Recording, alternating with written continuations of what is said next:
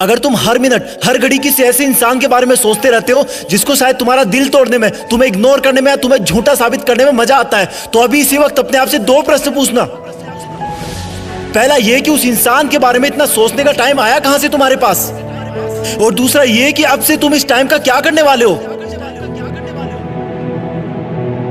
पहले प्रश्न का जवाब मैं तुम्हें दूंगा और दूसरे का तुम अपने अंदर ढूंढोगे।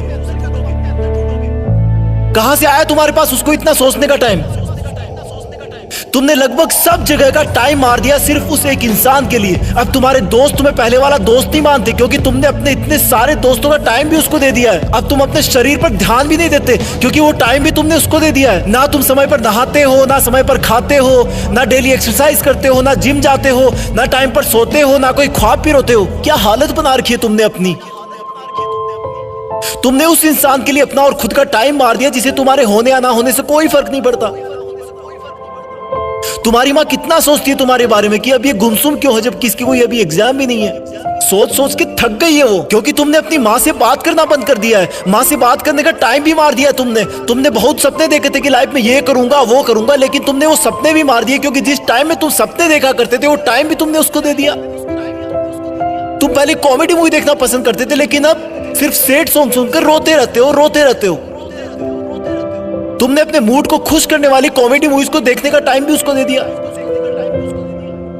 तुमने अपना, अपने दोस्तों का, अपने सपनों का, अपनी मेहनत का, अपने माँ बाप का पूरा टाइम उसी एक इंसान को दे दिया जो तेरे बारे में शायद सुनना भी ना पसंद करता हो। क्यों रखा तुमने अपने आप को इतना फ्री। क्यों नहीं दिखी तुझे अपने आप में खुशी। अरे इस समंदर में बहुत सारे पत्थर है, तुम सिर्फ एक के लिए क्यों रुक गए। तेरा सपना तो नाम कमाना था ना, तेरा सपना तो लग्जरी लाइफ जीने का था ना। क्या तू उस एक इंसान के लिए अपने माँ बाप की आंखों की चमक को बुझा सकता है जिन्होंने अब तक कितना सब्र बांध के रखा कि तू उनका नाम रोशन करेगा, उनको दुनिया घुमाएगा। क्या तू उस एक इंसान के लिए तेरी लाइफ में आने वाले लाइफ पार्टनर को हमेशा के लिए धोखे के अंधेरे में रख सकता है। स्टॉप इट यार, मत कर ऐसा। तू इन सब के लिए नहीं बना है। तेरे दिल और दिमाग में सिर्फ तेरा सपना और मंजिल है। उस पर ये लड़का लड़की के गुटरगू वाला चश्मा मत लगा। तेरा नसीब अच्छा है कि वो तेरी लाइफ में नहीं है, क्योंकि ऊपर वाला तुझे उससे भी बहुत बड़ा और अच्छा देने की सोच के रखा है।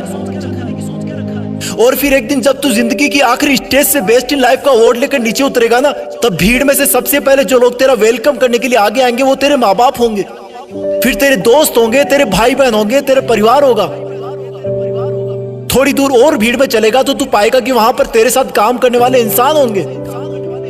वो गरीब बच्चे होंगे जो तेरे किताबों और कॉपियां देने की वजह से आज सफल हो गए।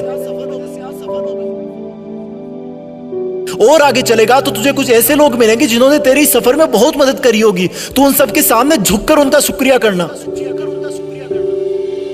और आगे चलेगा तो फिर अनजान लोगों की भीड़ शुरू हो जाएगी। उसी भीड़ में कहीं थोड़ा सा आगे जाकर वो इंसान मिलेगा जिसको तुम कभी पूरा टाइम सोचा करते थे, जिसकी याद तुम्हें हर वक्त रुलाया करती थी, जिस इंसान ने तुम्हें नीचा दिखाकर, नालायक बताकर ठुकरा दिया था, जिसके तुम्हारी जिंदगी से जाने के बाद तुम बहुत रोए थे, जिससे तुमने बात करने के लिए, देखने के लिए कितनी मन्नतें मांगी थी, रिक्वेस्ट करी थी। वो इंसान तुम्हें सॉरी बोलना चाहेगा लेकिन नजरें नहीं उठा पाएगा। उसको अपनी गलती का बहुत भयंकर एहसास होगा क्योंकि उसने तुम्हें समझने में बहुत बड़ी गलती करी थी। तुम्हारे प्यार को ढोंग समझा था, उसने तुम्हें बेवजह आवारा समझा था, जबकि तुम वैसे बिल्कुल नहीं थे। तुम सच्चे थे पर उसकी आंखों पे घमंड की पट्टी बंधी थी।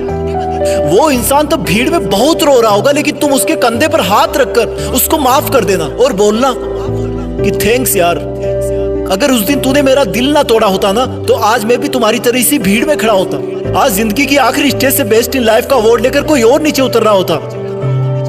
और फिर तुम अपने उस दिन के डिसीजन पर गर्व करना कि अच्छा हुआ जो मैंने उस दिन इस इंसान के बारे में सोचना बंद कर दिया।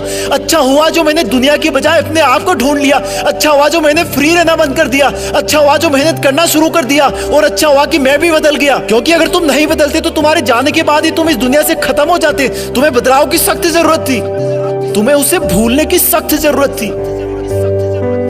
पहले क्वेश्चन का जवाब बस इतना ही था।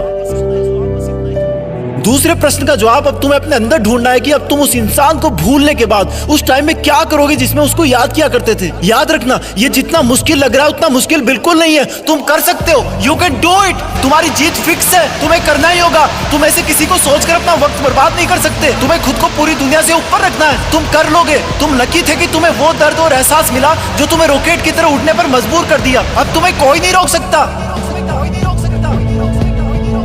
जय हिंद।